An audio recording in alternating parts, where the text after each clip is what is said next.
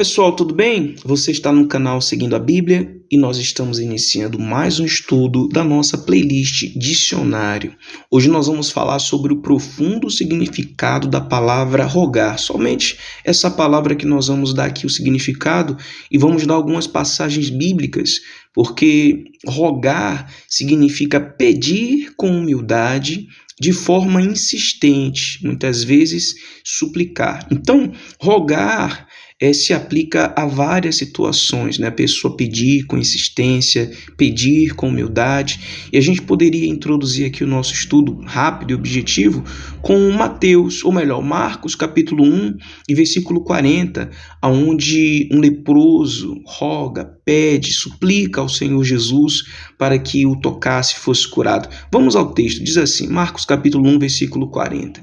E aproximou-se dele um leproso que, rogando-lhe, leia sempre rogar como um suplicar, insistir, pedir com humildade, e pondo-se de joelhos diante dele, lhe dizia, se queres, bem pode limpar-me.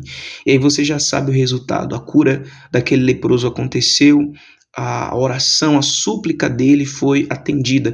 Essa palavra rogar é bem conhecida porque ela é usada em várias religiões, no cristianismo, no catolicismo e demais religiões. E a gente vê que ela tem um sentido, um significado muito profundo.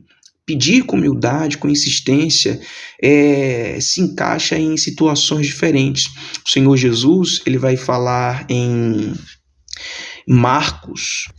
João, no capítulo 17 e no versículo 20, ele vai dizer assim, e não rogo somente por esses, mas também por aqueles que pela tua palavra hão de crer em mim.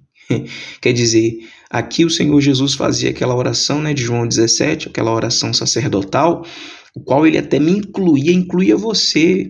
Ele orava por aquelas pessoas daquela época e já orava também por nós que passamos a crer nele na época atual.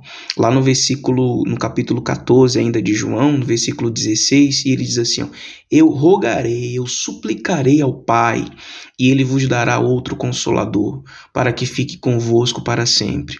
Ou seja, o que o Senhor Jesus fez não foi uma simples oração, não foi um simples pedido, ele insistiu, ele suplicou, ele pediu com humildade para que a gente não ficasse sozinho e fosse enviado outro consolador, já que ele estava sendo tirado naquela época.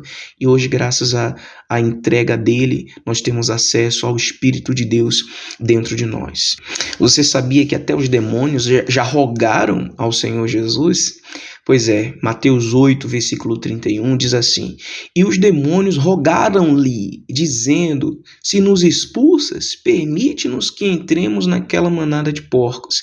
Você pode ler o texto todo com atenção e você vê que aquela súplica, né, dos demônios ao Senhor Jesus, aquele pedido com humildade, era porque eles sabiam do dano que o Senhor Jesus podia causar neles.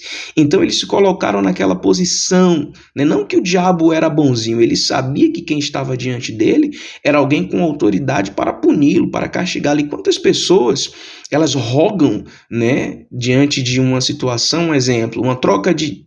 Vamos colocar esse exemplo aqui só para você conseguir entender como essa súplica aqui, como esse momento aqui dos demônios rogar, né, foi conveniente para eles. Um exemplo, uma troca de tiro entre bandidos e policiais. Aí os bandidos são rendidos e ali as súplicas começam, né, para que os policiais não os matem, para que os policiais tenham compaixão. Quer dizer, eles estavam ali em um confronto, mas como eles perceberam que diante deles estava um iminente prejuízo, eles rogaram, suplicaram por misericórdia, por compaixão. A mesma situação aqui se encaixa nessa questão dos demônios que rogaram ao Senhor Jesus pedindo misericórdia. O Senhor Jesus também ensinou em Mateus 9, 38, que nós temos que rogar ao Senhor da seara que mande ceifeiros para a seara. Então, ele não mandou a gente simplesmente pedir, ele mandou a gente rogar, insistir com humildade, porque somos trabalhadores. Todos que contribuem, todos que divulgam a palavra de Deus são trabalhadores, mas são poucos, somos mais de 8 bilhões de seres humanos, em toda a terra e são poucos aqueles que se dispõem a evangelizar, seja na internet, seja de porta em porta, seja por outros meios.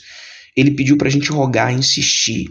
Eu acredito que deve ter ficado claro aqui para você a importância dessa questão de rogar, né? Paulo, lá em Romanos capítulo 12, no primeiro versículo, ele roga também: rogo-vos, pois, irmãos, pela compaixão de Deus, que apresentei os vossos corpos em sacrifício vivo, santo e agradável a Deus, que é o vosso culto racional. Paulo fazia isso, ele suplicava, ele pedia dessa forma porque havia um motivo pelo qual ele estava pedindo desse jeito. Não estava vendo essa dedicação no culto a Deus. Enfim, eu acredito que deve ter ficado para você claro, né, a importância aí a profundidade, né, da palavra rogar. E quando você for suplicar, rogar a Deus por uma bênção, por algo que você precise, eu acredito que você vai fazer com mais consciência daqui para frente, sabendo o que significa a palavra rogar.